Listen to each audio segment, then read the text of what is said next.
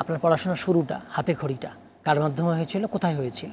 আলহামদুলিল্লাহ, সুন্দর একটি প্রশ্ন করেছেন। আমার পড়ালেখার হাতে খড়িটা শুরু হয়েছে গোপালগঞ্জের অন্তর্গত ইসলামপুর ভবানীপুর মাদ্রাসা।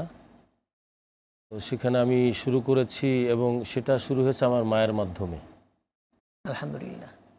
তারপর থেকে বিভিন্ন ধরনের উস্তাদ ওখানে ছিল, বিভিন্ন উস্তাদ ছিল, তাদের কাছে লেখাপড়া করেছি।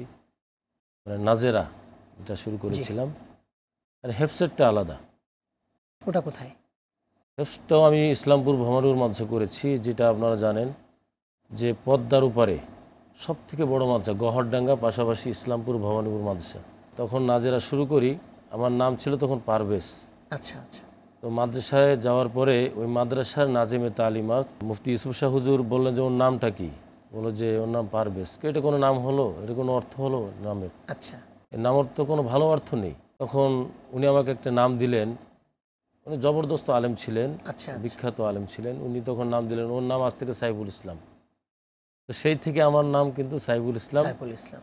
তারপর ব্র্যাকেটে যোগ দিয়ে দেয় বাংলাদেশ বেতারে বিভিন্ন টেলিভিশনে পারভেজ, ওটাও পাশাপাশি রেখে দিয়েছি। মূলত নাম হচ্ছে সাইফুল ইসলাম পারভেজ।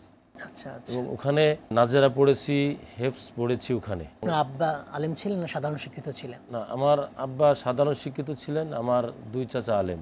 আপনার হিপস পড়তে আসে এটা কার ইচ্ছায় নাকি নিজের ইচ্ছায়? না, নিজের ইচ্ছে তো কখনো হতে পারে না। আমি যখন ছোট, আমার মার ইচ্ছা ছিল যে আমার একটা ভাই তো মারা গেছে, যে আমার 3টে ছেলে হাফেজ কোরআন হবে। আচ্ছা আচ্ছা। কিন্তু যাই হোক, আল্লাহ তাআলা কবুল করে নেয়। 2টা ভাই হেফস অর্ধেক করে ওরা ঝরে গেছে, আচ্ছা। এখন বিভিন্ন লাইনে চাকরি করছে। আল্লাহ তাআলা হয়তো আমাকে কবুল করছেন। মারও সদ ইচ্ছা ছিল, অনুপ্রেরণা ছিল যে আমার ছেলে একজন ভালো হাফেজ হবে। মা সবসময় দোয়া করতেন এবং সবসময় চেষ্টা করতেন।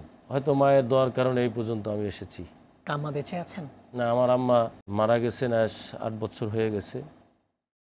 তো সবসময় মনে পড়ে, যদি আম্মা বেঁচে থাকতেন তাহলে দেখতেন যে না, আমার আশাটা পূর্ণ হয়েছে, আল্লাহ তাআলা আমার দোয়া কবুল করেছেন, আমার ছেলে একজন ভালো হাফেজ হয়েছেন। আমরা দোয়া করি আল্লাহ তাআলা আপনার আম্মাকে ক্ষমা করে দিন, জান্নাতুল ফিরদাউস দান করুন। অবশ্যই আপনার আম্মাকে আল্লাহ তাআলা সম্মানিত করবেন, হাফেজদের বাবা মাকে আল্লাহ তাআলা সম্মানিত করবেন। মা যেহেতু নেই, মার ইচ্ছা ছিল বিধায় আমি এই পর্যন্ত এসেছি, ভালো হাফেজ হয়েছি আলহামদুলিল্লাহ। আপনার মায়ের কোনো স্মৃতি? মায়ের স্মৃতি বলতে, আমি যখন আমার 14 পারা হয়, তখন আমি মাদ্রাসা থেকে পালিয়ে চলে গেছিলাম। আচ্ছা আচ্ছা। তো যাওয়ার পরে মা রান্না করতেছিল, তো বলতেছে তুমি কোত্থেকে আসলে এই টাইমে, সন্ধ্যার সময়? আমি বললাম মাদ্রাসা থেকে আসছে, আমি পড়বো না, আমাকে হুজুরা পিটায়। আচ্ছা আচ্ছা। মা বলছে যে তোমাকে পড়ার জন্য পিটায় আর তুমি পালিয়ে চলে আসছো, এটা কোনো কথা? মাও আমাকে পিটানো শুরু করছে যে তোমার লেখাপড়া করতে হবে, পালিয়ে আসলে চলবে না। আমি মার ওখান থেকে আবার পালিয়ে চলে গেলাম মাদ্রাসায়? তো রাত না, মাদ্রাসায় না, আচ্ছা। বন্ধু বান্ধবের সাথে আড্ডা দিতে। আচ্ছা আচ্ছা। তখন মা চিন্তা করো, সন্ধ্যা রাত হয়ে গেল, ছেলে আসে না, রাত 10টা বেজে গেছে, ছেলে আসে না। মা তখন কান্নাকাটি শুরু করে দিছে। মা কিছু খাওয়া দাওয়া করে নাই, যে আমার সন্তান না খাওয়া পর্যন্ত আমি খেতে পারি না। মা তো শাসন করবেই। জি জি। তো দেখেন, ওই রাত্রে মা হারিকেন ধরিয়ে আমাকে খুঁজতে খুঁজতে আমার বন্ধুর বাসায় পেয়েছে। আমাকে পাওয়ার পরে বলছে, বাবা তুই রাগ করছিস, সাহেব বাড়িতে আয়। তো বাড়িতে আসার পরে মা আমাকে খাওয়াই দিছে। ওই স্মৃতিটা এখন আমার মনে পড়ে যে আসলে অনেক ছোট। হ্যাঁ, আমি ছোট। আপনি যে মাদ্রাসায় পড়েছেন বলছিলেন, ওই মাদ্রাসায় আমলের ব্যাপারে কেমন গুরুত্ব দেওয়া হতো? আলহামদুলিল্লাহ, মাদ্রাসায় আমলের ব্যাপারে শুরু থেকেও গুরুত্ব ছিল অনেক, এলেম এবং আমলের ব্যাপারে এখনও পর্যন্ত।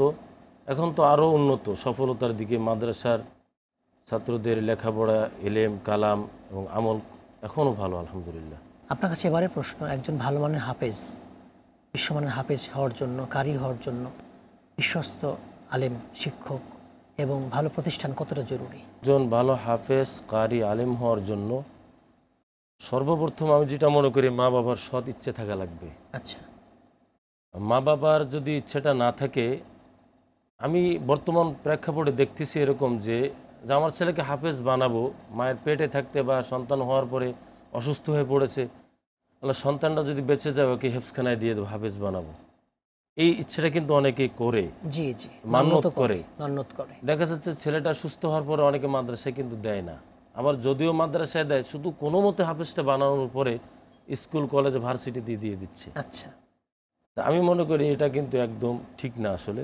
মা বাবার সৎ ইচ্ছে থাকা লাগবে এক নম্বরে, সহি নিয়ত করা লাগবে যে আমার ছেলেকে আমি হাফেজ বানাবো, হকানে আলেম বানাবো, কারি বানাবো। আচ্ছা, এটা যদি মা বাবার সৎ ইচ্ছে থাকে, ছেলে ভালো হাফেজ আলেম হবে। তারপরে যে জিনিসটা দেখতে হবে সেটা হলো ভালো একটা মাদ্রাসা সিলেক্ট করতে হবে, জি, আন্তর্জাতিক মানের মাদ্রাসা, এবং যেখানে ভালো মানের কিতাব লাইনি পড়ানো হয়, যেটা আমরা মাওলানা বলি, আলেম বানানো হয়। এবং ভালো উস্তাদ সিলেক্ট করা লাগবে, যে ওই মাদ্রাসায় ভালো উস্তাদ আছে কিনা। যদি কোনো ভালো উস্তাদ যদি ছাত্রের পিছিয়ে গাইড দেয়, তাহলে আমি মনে করি এই ছেলেটা ভালো হাফেজ হতে পারবে, ভালো আলেম হতে পারবে, ভালো কারি হতে পারবে। জি, অনেক সুন্দর বলেছেন। এরপরে জিজ্ঞেস করবো, আপনার হিফজ পড়া অবস্থায় আপনার কোনো স্মরণীয় ঘটনা? হেফজ পড়া অবস্থায় একটা ঘটনা তো অনেক আছে। সব থেকে একটা ঘটনা হলো যে আমি আসলে পড়ালেখার জন্য কোনো পিটান খাইনি হুজুরে, বেশি দুষ্টু ছিলাম, একটু দুষ্টমির কারণে কিন্তু মায়ের খেতাম মাঝে মধ্যে। তো রমজান মাসে মাদ্রাসাটা খোলা, তো আমি কি করছি, উস্তাদকে না বলে আমার এক বন্ধুর বাড়িতে চলে গেছি গোপালগঞ্জে, ওর সাথে আড্ডা দেওয়ার জন্য।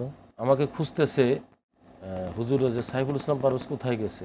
খুঁজতে খুঁজতে এক ছাত্র বললো যে হুজুর ওর বন্ধু আছে, ওর বন্ধুর বাড়িতে গেছে। তো ওখানে ছাত্র পাঠিয়ে দিছে আমার জন্য। তো আসলে ওই সিচুয়েশনটা এরকম ছিল যে ছাত্র বয়সে, বিশেষ করে যারা হেফজখানার ছাত্র, আপনি জানেন যে যদি উস্তাদ আসতেছে, যদি এই কথাটা শুনে তার খবর হয়ে যায় কিন্তু। জি জি, এখন সেই জিনিসটা হয়তো বা নাই, এখন নেই, কমে গেছে। তো যখন ছাত্র আমাকে আনতে গেছে ওখানে, ছাত্রদেরকে দেখে আমি ভয়ে নার্ভাস হয়ে গেছি, আমার শরীরে কোনো শক্তি নাই। হ্যাঁ, তো ওখান থেকে ছাত্র আমাকে নিয়ে যাওয়ার পরে আমি চিন্তা করতেছি উস্তাদকে আমাকে মেরেই ফেলবে, আমাকে কি করা যায়। আমি দোয়া কালাম পড়তেছি, তো জানি হেফজখানা তখন কি পিটায়, তো এখন তো পিটায় নাই বলতে চলে। জি জি, তো যাওয়ার পরে উস্তাদ হেসে দিয়ে বলতেছে যে সাইফুল, তুই ভয় পাইছিস? কোনো ভয়ের কোনো কারণ নাই। তো তখন আমি চিন্তা করলাম উস্তাদ তো আমার পিটানোর কথা, কিন্তু পিটালো না, অথচ উস্তাদ হেসে দিল। তখন আমি যে কত খুশি, আল্লাহ আমাকে বাঁচাইছে, ভয়টা দূর হয়ে গেল, ভয়টা দূর হয়ে গেছে আলহামদুলিল্লাহ। এটি কিন্তু মনে পড়ে, এখনো মনে পড়ে আমাকে। মারহাবান মারহাবান মারহাবা।